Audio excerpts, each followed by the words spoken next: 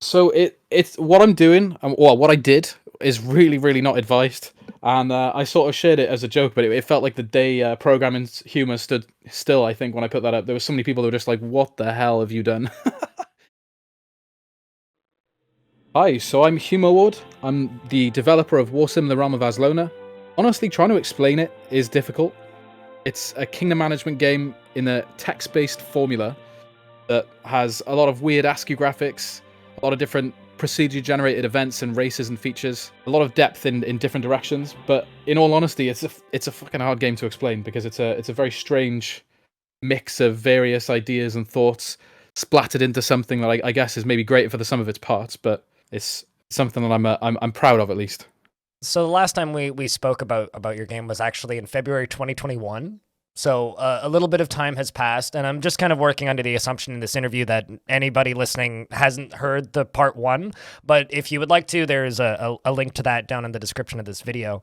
And in that video, we kind of get into, like, I guess a lot of your history with working on the game and how you ended up building it. And I guess kind of I want you to kind of give me the short version, if possible, of how did you end up working on a ASCII kingdom management game, I guess, in the 2020s at this point. Yeah, well, I mean, it started with learning to program in C++, and I got really caught up in a programming tutorial, and I was really enjoying it, and I made a little kingdom management, or not a kingdom management thing at the time even, it was a little battle simulator of like one side versus the other, something really basic. And I just kept thinking, what if I had this? What if I had arena fights? What if I had this? And I just feature creep myself away from focusing on even expanding my horizons with learning to code, and I just kept expanding on this really weird little text-based thing I made, and I was just making it for myself. And then at some point, it went online, and then boom, a couple of years of doing that. We're in the 2020s, and 8 years later, I finally release a text-based kingdom management sim out of early access. Pretty weird, to be honest. Definitely not something I ever expected or thought would happen. What was kind of Which is the weird. experience of going through early access? And like, because I find this is interesting, and I think that this counts a lot more for, games like this that are, for the era, quite unique, right? Like, you don't see games like this every day. So how do you take feedback from people when, like, you're making something that is largely not seen? In fact, like, the process of developing a game that is entirely like ASCII and just text based is like, well, how much of it is like going through and bug testing it? How much of it is just fixing spelling errors? Like, developing a game like this is just, in my opinion, would probably be completely different from making another third person shooter. So what was the experience of going through early access like for you building Warsim? I think it was honestly quite positive. It was a nice little incubator for the project, really, because I don't know. I feel like I can't tell if I got lucky or something. Maybe it was that I genuinely did try to listen to everything that everyone said forever.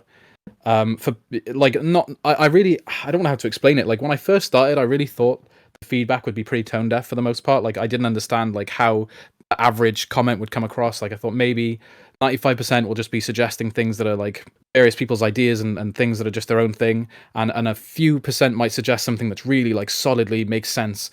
And it was like 100% of everything that was suggested, bar some really rare cases, was pretty on par with what would only make the game better. And I think there was just so many amazing suggestions, so much feedback, so many people pointing out logical errors and logical issues with certain systems that I just didn't think about.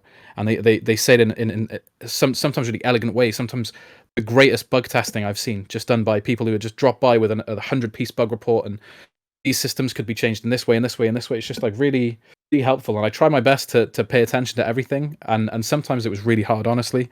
Like I'd keep tabs open and have, I don't know, 50 plus tabs bookmarked, and I'd go through them every day trying to get through every single thing I could and keep up with the community, make sure I wasn't missing anything. But in the end, I don't know, I feel like it was like by listening to my community and literally combing through everything I could, it really helped me have kind of a really powerful bug testing thing, a really awesome ability to build something that people actually wanted, I guess, in certain ways. Like someone suggests a thing one time, and then you see it suggested 10 times and 15 times. It finally goes in the game. All the people that would have had that idea, like, oh, if only you could do this, could suddenly do that. You know what I mean? It makes it even a better experience for everyone in the future. And I guess because it went on for so long, all of these various opportunities for people to jump in and do different things, I don't know, I guess it really helped a lot. So So I would say early access was super positive. So now that you've made it through that portion of the experience, like, is there anything that you would have done differently going in? Like, if you were to launch Warsim into early access now, knowing what you know now, is there anything you would have done differently initially? Literally everything. There's so many lessons learned in so many different directions. I probably wouldn't have made an ASCII game, to be honest. There was, but I don't know.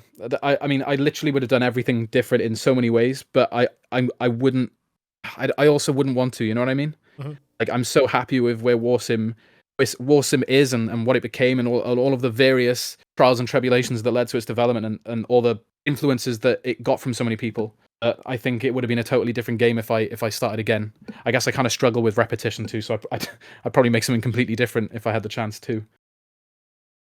You're going to need to humor me here a little bit, but Okay. how are you managing a project like that with just a single file of text?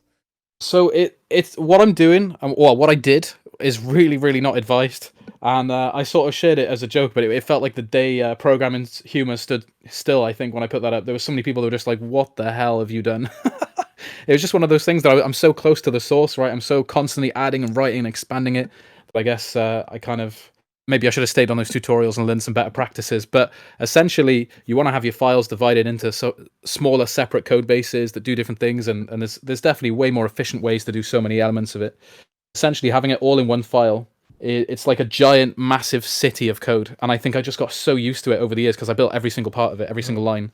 But I knew how to navigate it. As basic as it sounds, Control F. Control F, search the string of text or a variable name that I knew was in use, and I'd be straight where I need to be, and I'm making my changes. And that's why when people sent screenshots of the bugs they had, like, I'd be able to get to that place immediately by just Control F, search for the string of text of where they had the issue, which I think is definitely one benefit of text-based game development as well.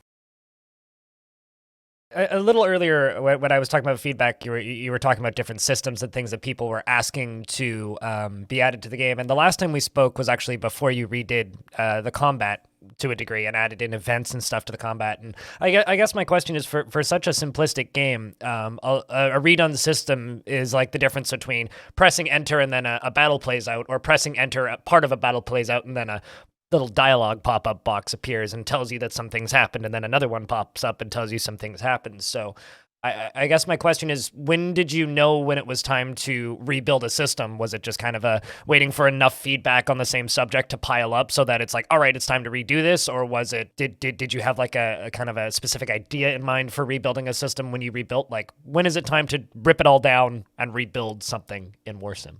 A good question, actually. Yeah. So, I mean, some of it was literally that it was something that was suggested enough times. There were enough debates, enough conversations about it, and it really got me thinking. You know what? Yeah, like I could do with a change. And other times, I guess it was when I started thinking about Warsim being a solid, complete thing.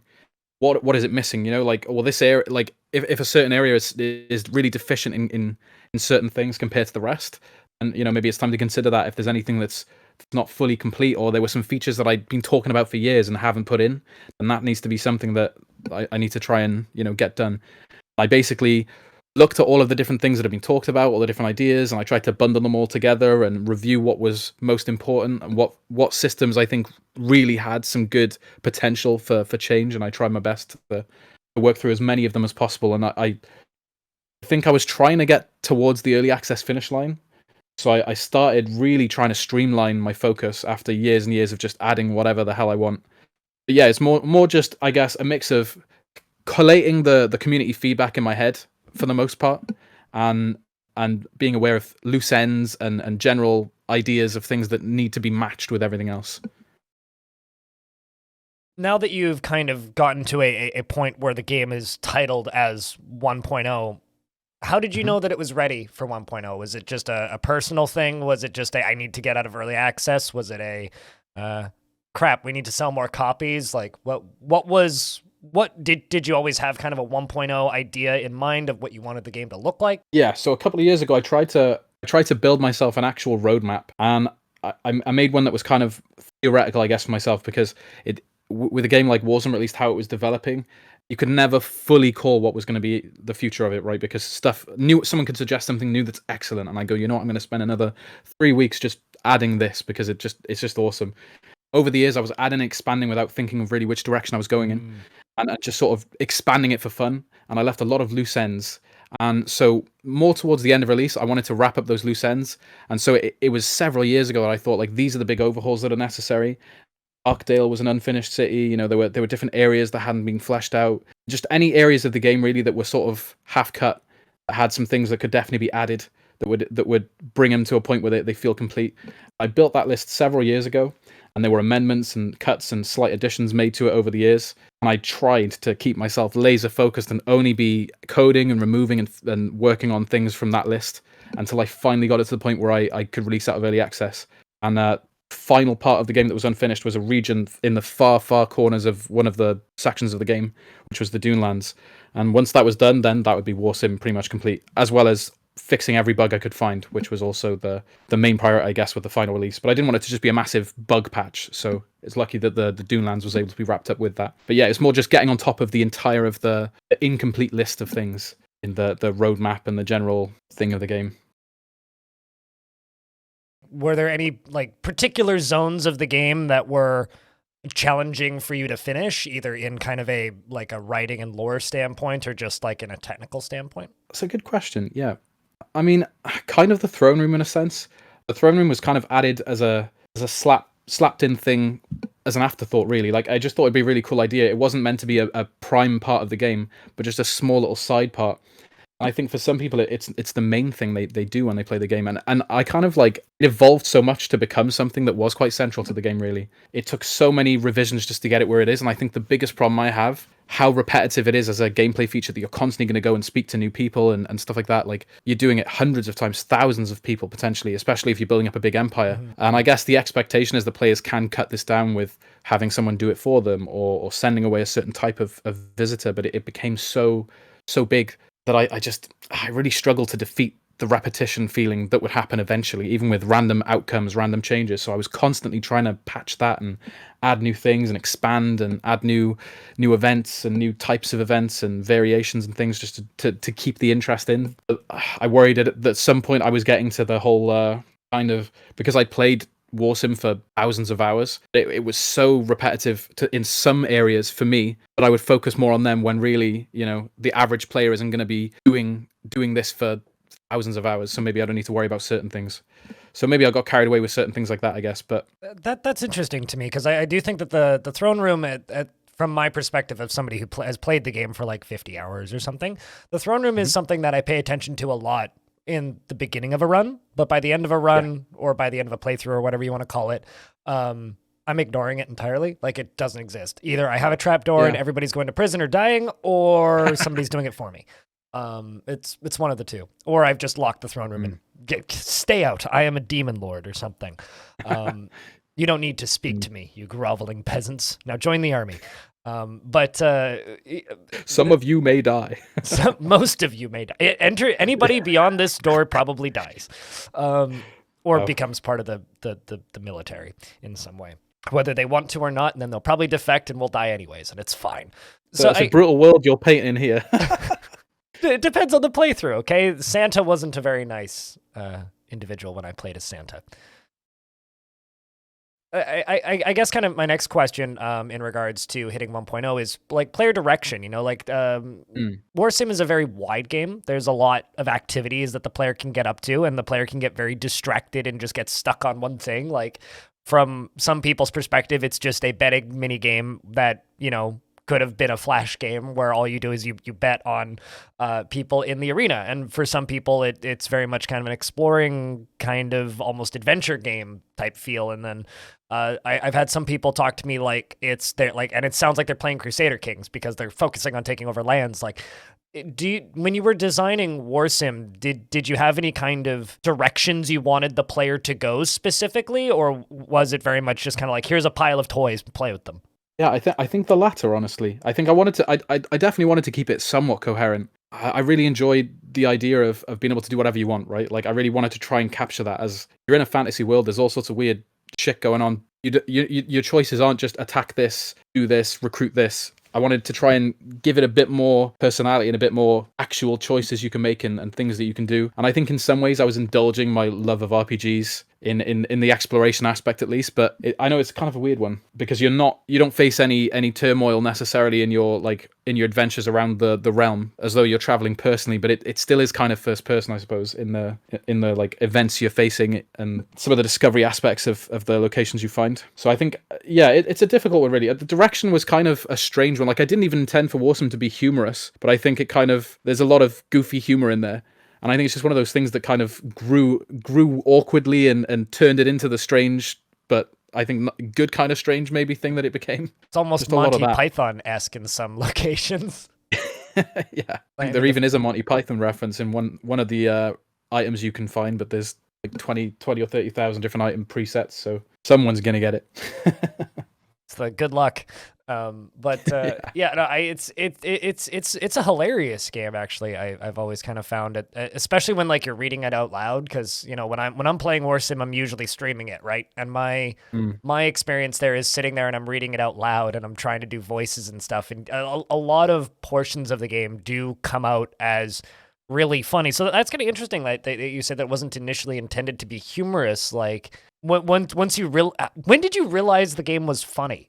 I think it may have been actually watching someone stream or play it. Like, I didn't really think about the humor of it. I was just writing things as I felt them. You know what I mean? But I think seeing people present it, like you were saying, like laughing on stream with a bunch of people like reacting to what they're saying and suggesting other things. The stuff that I saw that came out of that had me in stitches. Like even as basic as people's kingdom names can really lead to some like absolutely goofy shit happening. So I don't know. I think seeing other people play with and experience it and react and bounce their own humor and their own thoughts off it really like highlighted to me the humor in a lot of the stuff. And I think I embraced it after a few years of working on the game. Really embraced like humor as an element of it.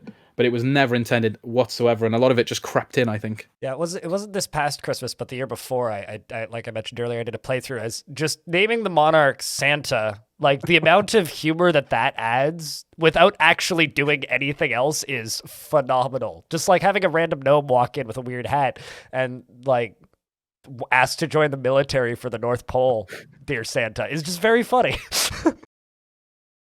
What's the future of Warsim now that you've hit 1.0? Are you going to continue working on it? Yeah, I think definitely in some degree. I mean, I've started a new project with a friend. Warsim is still something that I don't think I'm ever going to stop having be active some way. You know what I mean? Like, I think I'm always going to, like, I've got a massive list I still need to figure out what to do with, to be honest, of all the ideas that were collected during the development. And it must be 2,000 or 3,000 features long. I was debating how I work through that, whether I even present it to the community maybe and pick some of the better things. But I'd absolutely love to still tinker with it, you know, and still add and expand on things, because there's still a lot of people who have really good ideas that are coming up like every day on Warsim's like forums and Discord and things like that, and it says me out not being able to add it in right away, you know what I mean? Like, I'd love to see it play out and function. So yeah, I don't think I'll ever let go, honestly. I think Warsim will still get little weird updates in 2040.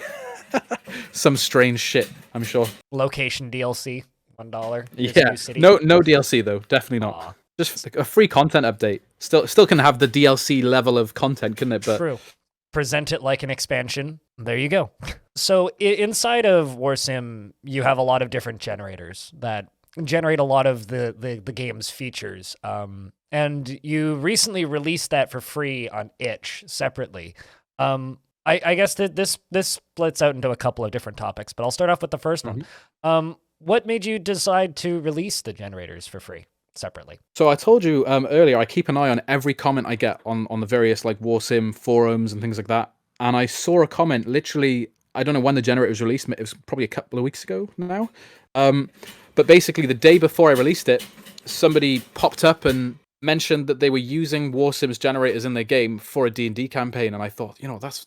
And it really got me thinking, like, I know I think I'd been reading at the time the stuff with the D&D community and Wizards of the Coast being kind of cunts about copyright stuff. I didn't read into it too much, but what I did read seemed kind of like the classic capitalist-y shit things that go on in the top-heavy suits half of the industry. I don't know, it's just kind of a shame to see. And I started thinking, why do I need to pay gate my generators, you know? Like, if people could find a use out of them. So I thought really, I don't know, really excited about the idea of that, and I ripped the source code, tried to make a generators only thing and pulled out the different parts and made sure it functioned, and within a day I had something that I could upload. I popped it on itch and posted it around a few places. I had a really nice response. I was really surprised, actually. It's quite wholesome. So But that was the whole story behind it, basically. You kind of answered this slightly sideways already, but like, what do you hope people get out of the generator toolbox? Like, what are some use cases that you yourself see people using it for? I mean, honestly, I'm not sure. I guess the main use case for me is that it works in my game. But Yeah. like, I guess I've seen people interpret the faces and the races as like weird art prompts. I've seen the generated races be used in things like Midjourney and the AI art generation stuff. So that's interesting. I guess it could be for world building, for people who are writing their own fantasy world or universe, getting some completely random combinations of certain things and seeing how they fit, thinking of group names, things like that, currency names, just all kinds of strange different mini tools that could come in use for various parts of building a world or building a campaign for D&D, things like that. But honestly, I mean, I guess it's just up to the imagination of the person who has it, really. And any use is awesome to me, so I'd love to hear it if anyone does have different weird uses for it, to be honest. So it's kind of interesting to me that you say that people have been using it for D&D, or at least somebody did, because that's one of my recommendations for people who are interested in Dwarf Fortress but are too scared to actually play Dwarf Fortress. Is just like, just download the free version, generate yourself a world, and then copy the map and use that for D&D, and then use the history for D&D. Oh, the history generation in Dwarf Fortress is so fascinating, as is, isn't it?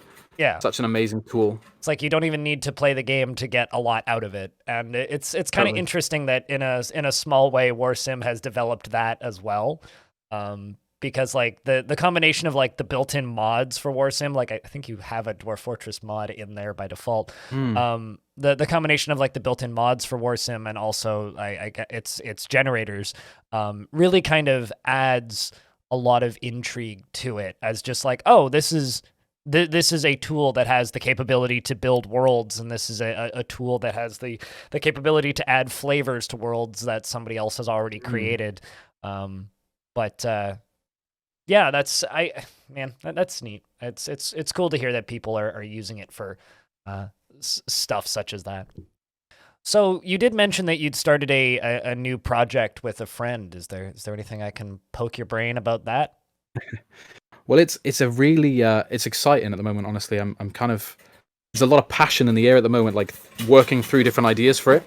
But what we're looking at the moment is some kind of, I guess the genre at least is sci-fi, but it's really hard to go further at the moment in even naming direction and the certain things that we're doing in it, because everything's it's so interchangeable at the moment and up for debate. And basically we're working on sort of early design, a lot of debate and processing different things. And I won't be the lead programmer either, so there won't be a single massive block of code either. In fact, my friend's actually the one that inspired me to post it on Reddit in the first place. So yeah, I'm really excited to work on it. And I think, I don't know, the passion that I've got for Warsim is definitely something that I think is going to flow into to a future game done in a much smarter way, hopefully. Well, I gotta say that I'm very much looking forward to your next project, and also looking forward to any little tidbits and things that pop up for Warsim over the next, I don't know, however long the internet continues to exist for. So I guess now is kind of the point of the video where I can say, hey, if you want people to go find Warsim, where might they do that? Steam, Pirate Bay, I don't know, wherever. If anyone's struggling to afford Warsim, drop me a DM and I will send you a key. Noted. And I just wanted to say thank you very much for listening to this interview out there on the internet, and hope to see you all in the next one.